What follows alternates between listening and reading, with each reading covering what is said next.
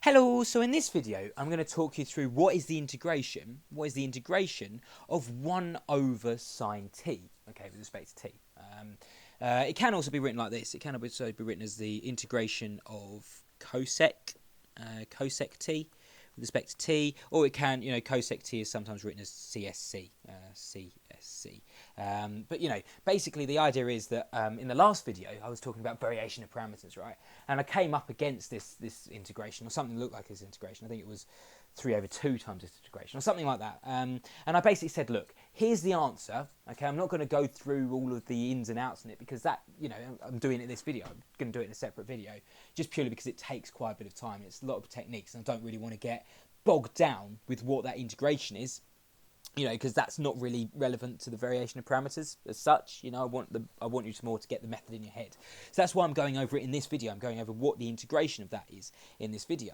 Now, whenever I get faced up against an integration, I always think 3 things. Okay, the first thing which I think, there's kind of 3 methods that's circling around my head of kind of where I should start. So the first method that I think is, can I do it by recognition? So can I just look at it?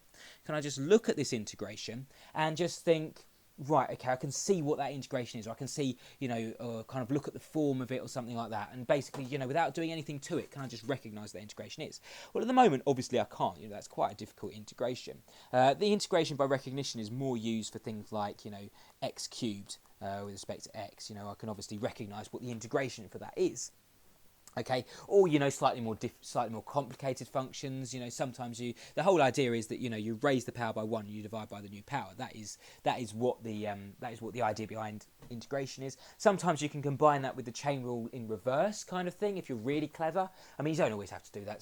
There are other options which you can do, but sometimes you can use recognition of slightly more complicated functions just by kind of using the chain rule in reverse, and just say, well, okay, with the chain, when you differentiate with the chain rule, so when you use a chain rule to differentiate, you multiply by whatever's inside the brackets, but when you integrate, it should be the opposite. So therefore, why not divide by whatever's inside the bracket, or divide by the new derivative? Okay, and sometimes you can use that to say find the integration of things like sine 2t, yeah. So sine 2t with respect to t, for example. So here it would be, you integrate the outside, so you integrate the sine bit, okay, and then you divide by the derivative of what's in the inside. So that's kind of sometimes associated with recognition. So that's the first method that I look at. Second method, what I think is, okay, if recognition doesn't work, can I make a substitution? Can I make a substitution? Right, and so that normally involves, letting u equal the hard part. So, for example, if you couldn't do that by recognition, the integration of sine 2t by recognition, then you'd let u equal the hard part, so the 2t, which is the difficult part. You can integrate sine, and then basically you also need to make a substitution for the dt part. So you do du by dt equals 2. So therefore, you can just treat that as a fraction to say that dt is going to be equal to a half of du, just by rearranging. Okay, so then you also make a substitution in there, and then that's how you'd go about solving that. Right, so that's the other thing by substitution. So basically, you let the hard part equal some variable, okay, and then just make a relevant substitution, and hopefully, in the hope that then you can hopefully use recognition, okay, from that. And the last method that I really use is by parts, okay, and there's a formula for by parts. Basically, it's just product rule in reverse. Okay, it's the integration of u dv. I always think, u dv equals uv minus the integration of v du. It's kind of got a rhythm to it. It's got like a little rhyme to it. So, you see, pretty easy to remember that one. It's just, like I say, the product rule in reverse. And, you could use, I started off when I was looking at this. I tried using integration by parts because you can use like little techniques. So, for example, this is 1 times 1 over sine t, and and then go from there, but it didn't really pan out that well. And obviously there are, these aren't the only methods of integration. There are other things hiding in the background, things like integration by parts and general kind of identities and things like trig functions. And often you can actually see, associated with the recognition. Often, if you know that the derivative of something is whatever's inside the bracket, whatever's the integrand, this thing that we integrate is called the integrand. If you know that the derivative of something equals that integrand, then obviously by using the fact that integration is the reverse process of differentiation, you can work backwards. Okay, so these are the 3 main methods. There are others, identities and stuff, and you can sometimes make a substitution for trig identities. Trigs are quite nice because there's substitutions that you can make for identities and stuff. But basically, this is what we're going to be looking at in this video. We're looking at the integration of 1 over sine t. okay, dt, and there's quite a lot going on there. It's a lot of algebra, but hopefully I can take you through it and help you. So the first thing that I want to do basically is I want to make a substitution for that, but I'm not going to make the traditional substitution in integration by substitution by letting a new variable equal that just yet. Okay, I want to basically use a trig identity for sine t. Well, I'm going to use the most basic one that you probably met first of all, which is sine squared plus cos squared equals 1.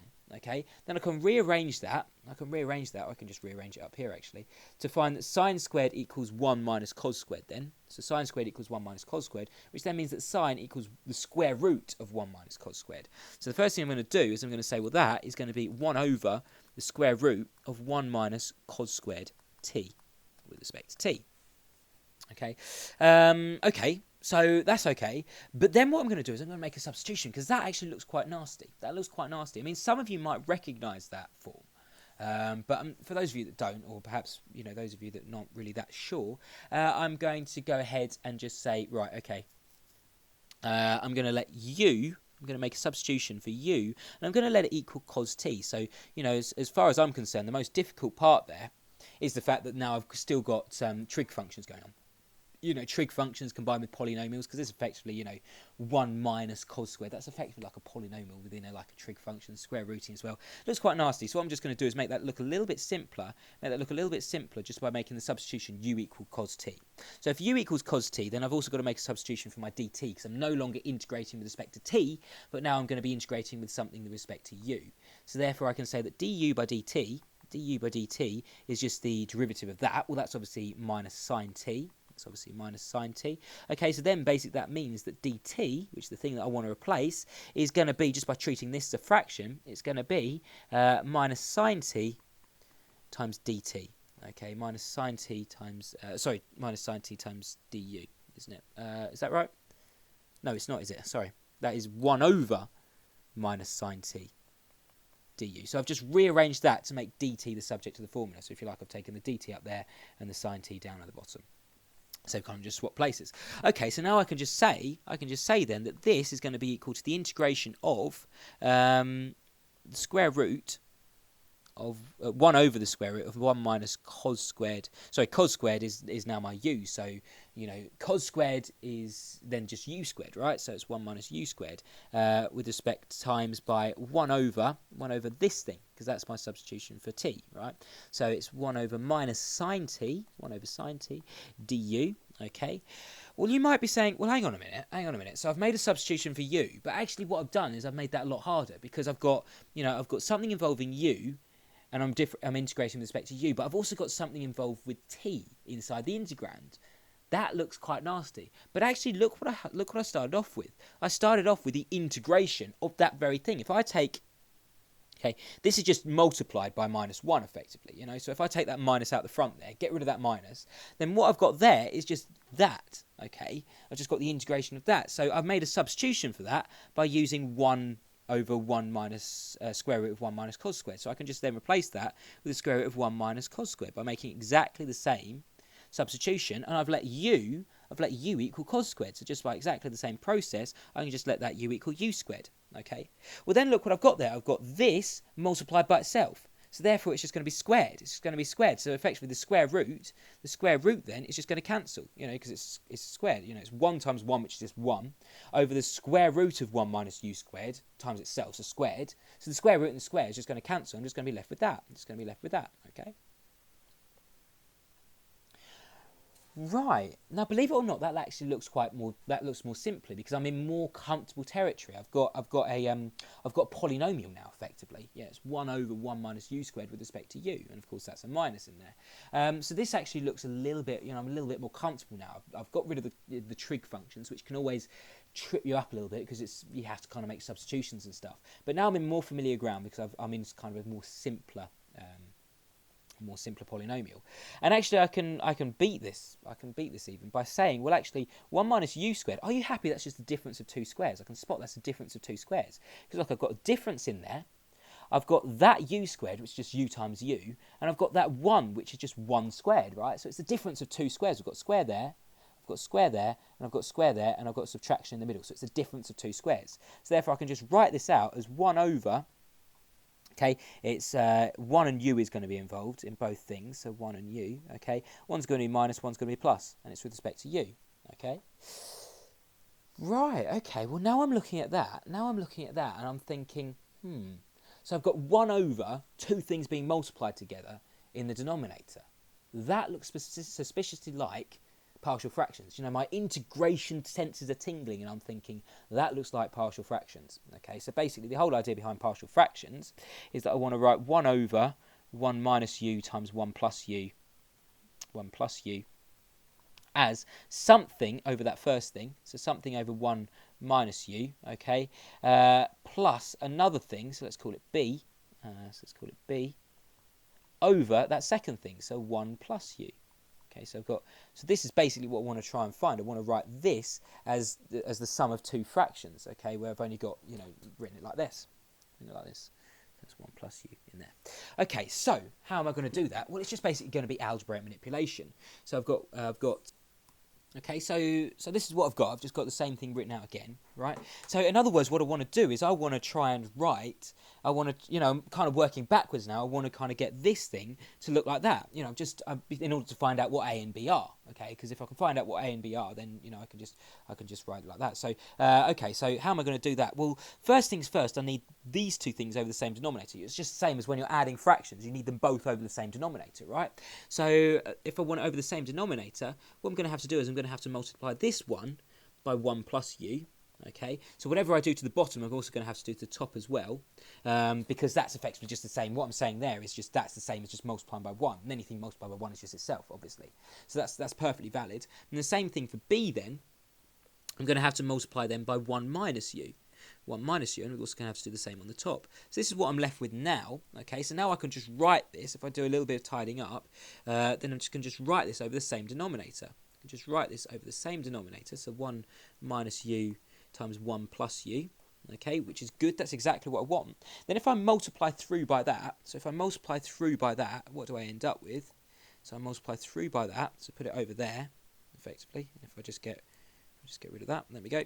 If I just get rid of that, then effectively that's just going to cancel down to 1. That's just going to cancel down to 1. So there we go. So that's just going to be equal to 1. So now this is what I'll end up with.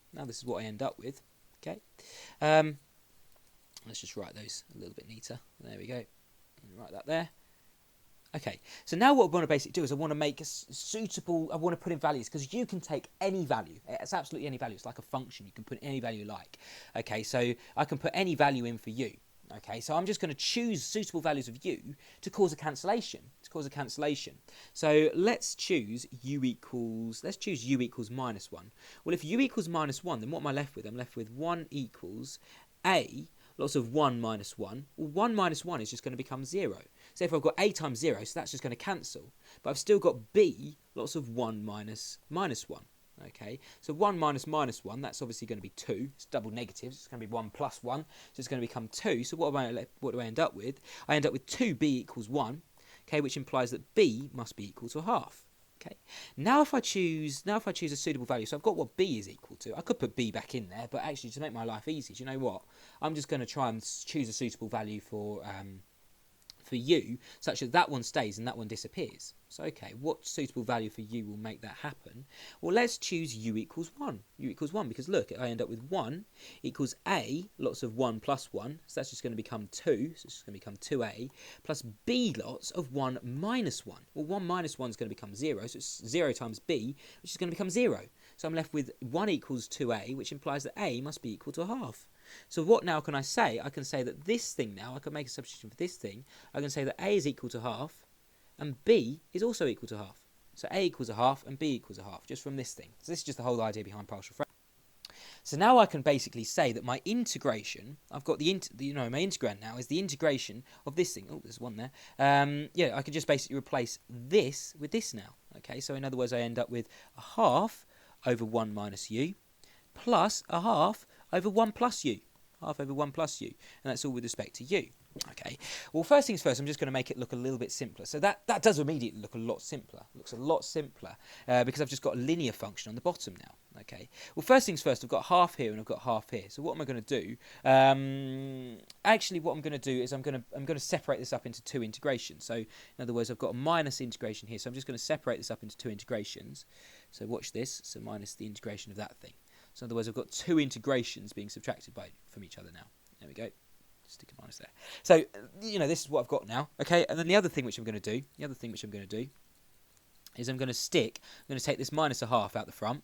Let's take this minus a half out the front. It's just going to be a constant. I can take it out the front. That's not a problem. And likewise, I've got a minus a half here. So I'm going to take that minus a half out I've got half there. I'm going to stick that out the front. So, yeah, that's all I've just done. I've just taken a half out. Now, some of you will be looking at this and thinking, okay, so, this is actually a really straightforward integration now.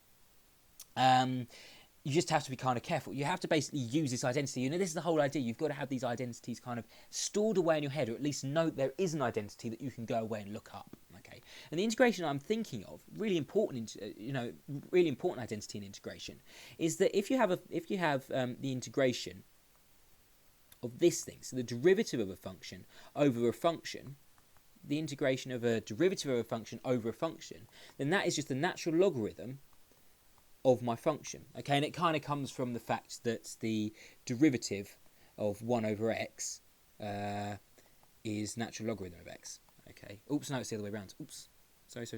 The derivative of the natural logarithm of x is equal to 1 over x. Well, obviously 1 over x, what's the derivative of 1? What's the derivative of x, sorry, it's 1. Okay, so this is exactly the form which I've got in here. This is the general form. Okay, so yeah, hopefully that makes a bit of sense. You can see that. I didn't say anything which confused you. So I'm just going to start with this one. There's a reason why I'm going to start with this one, because look, okay, what I'm going to do is I can say, well, that is exactly that, because I've got exactly that form there. Because what's the derivative of 1 plus u? What is the derivative with respect to u of 1 plus u? What's the derivative of that thing? It's just going to be, well, that's going to be a constant, so 1's going to be a constant, so it goes to 0. So what's the derivative of u then? It's just going to be 1. Okay, well, that's exactly what I've got on the top. So in other words, I can say that thing in there is going to be minus a half. The minus a half comes along for the ride. Okay, doesn't matter. It's not affecting what's inside the integral. Okay, so what's the integral of that thing? It's going to be the natural logarithm of my function on the bottom, just by this rule here. Okay, so it's the natural logarithm of 1 plus u. And don't forget my integration of my constant of integration. Okay, so that's that second thing integrated. Okay, but what about this first thing integrated? Well, what is the derivative of 1 minus u? So the derivative of 1 minus u is going to become minus 1. Okay, derivative of 1 minus u is just minus 1. Well, I've got a 1 on the top. But look here, if I take this, I've got a minus out the front here. I mean, there's two ways that I can look at this. Sometimes you can make a fudge, and actually I'm going to show you the fudge method, just purely because it's better practice, just in case, maybe if I explain it to you, because this is more general. But there is a minus here, so I can just put this minus back here, okay, and then I get exactly the same thing. But I'm going to show you the fudge method, okay, and the fudge method is basically, you can make the numerator for these kind of functions, because it's a linear function, so the derivative will just be some constant, then I can make the numerator look like what I want it to look like, just by basically multiplying and dividing. Multiplying then immediately dividing. So let's say that this thing here, I want to make look like minus 1. So in other words, if I stick a minus here, then what I'm going to have to do is I'm going to have to divide by a minus out the front. So in other words, it's going to be a minus divided by a minus, so therefore that's just going to become a positive. Okay, so this is what I'm going to end up with here. So what I'm going to end up with, I'm going to end up with a half of the natural logarithm of my denominator, so the natural logarithm of 1 minus u. Okay, and this is what basically I end up with now. Okay, so let's just use now laws of logs. Okay, so I've got a half here and a half here. I'm going to take that half out the front. So, oops. I'm going to take the half out the front of all of that thing. Okay, the constant of integration is just going to be there. That's fine. I'm not bothered about that at the moment. So I end up with a half times the logarithm of one thing minus the logarithm of another thing. Do you remember your laws of logs? If you've got the logarithm of one thing, subtract the logarithm of another thing, find the logarithms of the same base, then therefore that's just the same as the logarithm. That's just the same as the logarithm of that first thing, 1 minus u, divided by the logarithm of my second thing, so 1 plus u. Okay, and then plus some constant of integration in there. Okay, and if it was a plus, then it would just be times instead of divide. Okay, and it just comes from laws of indices and the fact that like logs are, if you like, a different way of writing indices, right? So let's have a look at this. So we end up with a half of logarithm of 1 minus u over 1 plus u. Okay, well, what was u? We made a substitution for u. It'd be good to put, now I see, I'm thinking, okay, I want to, that is fine leaving it. It's not fine leaving it like that. I've got to make my substitution back. So I said that u was equal to cos t, right? I said that u was equal to cos t. So in other words, I can replace this by cos t, and I can replace this by cos t. Okay, so I've got what I want back. Now I can be sneaky here. The reason why is because eventually, I can use laws of logs again and say, well, this is all going to be, everything inside my argument is going to be raised to the power of a half. But I'm going to leave it like that for the moment. So I'm going to leave it like this. Okay, and I'm just going to consider this thing in the middle. And if you like, it's like multiplying by its conjugate. It's a bit like rationalising the denominator. This is effectively what I'm going to be doing now. So 1 minus cos t. It's not rationalising the denominator because I'm not technically turning this into a rate. I'm not rationalising a square root, whatever. But it's a bit like that. It's a bit like the same technique. So I've got 1 plus cos t on the bottom then. Okay, and what I'm going to do is just basically multiply the conjugate of that. So multiply by the conjugate. So what do I end up with? So let's have a look. So multiply by the conjugate of what's on the bottom. So if it's a 1 plus cos t, then the conjugate will be 1 minus cos t. Okay, 1 minus cos t, and that's going to be over 1 minus cos t on the top. 1 minus cos t on the top, and that's going to be plus constant on the end. Okay, so let's have a look at this now. So I've got 1 minus cos t, so 1 plus cos t multiplied by 1 minus cos t. If you expand that out, what do you get? If you expand that out, what do you get? It's going to be half logarithm of, let's have a look at what's on the bottom. So 1 plus cos t multiplied by 1 minus cos t. Are you happy that the plus cos t and minus cos t in the middle, when you expand it out, they're going to cancel off, and so I'm just going to be left with 1 minus cos squared t. 1 minus cos squared t. Okay, and what am I going to be left with on the top? What am I going to be left with on the top? Well, it's just going to be 1 minus cos t multiplied by 1 minus cos t. That's 1 minus cos t multiplied by itself. So 1 minus cos t squared. 1 minus cos t squared. Okay, now what is 1 minus cos squared? What is 1 minus cos squared?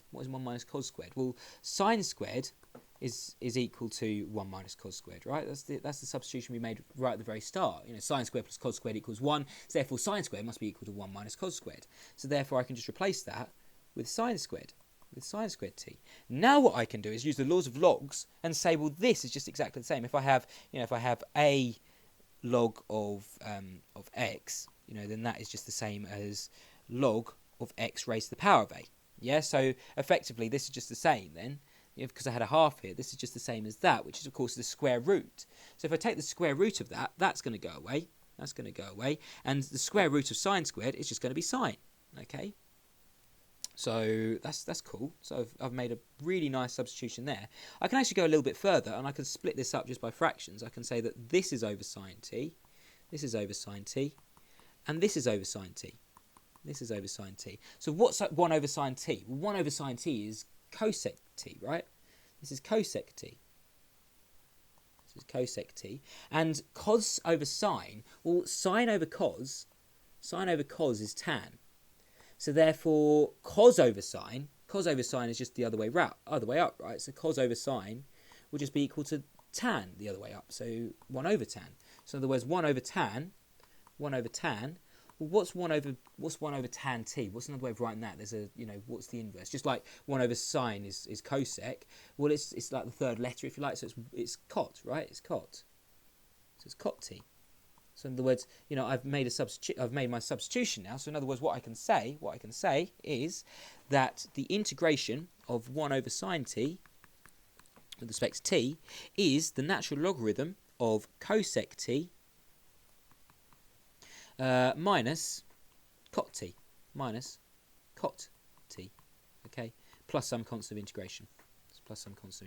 So there we are. Nice and straightforward. And of course, in my variation of parameters example, I had a 3 over 2 here, so therefore I'll also have a 3 over 2 here. Okay, but yeah,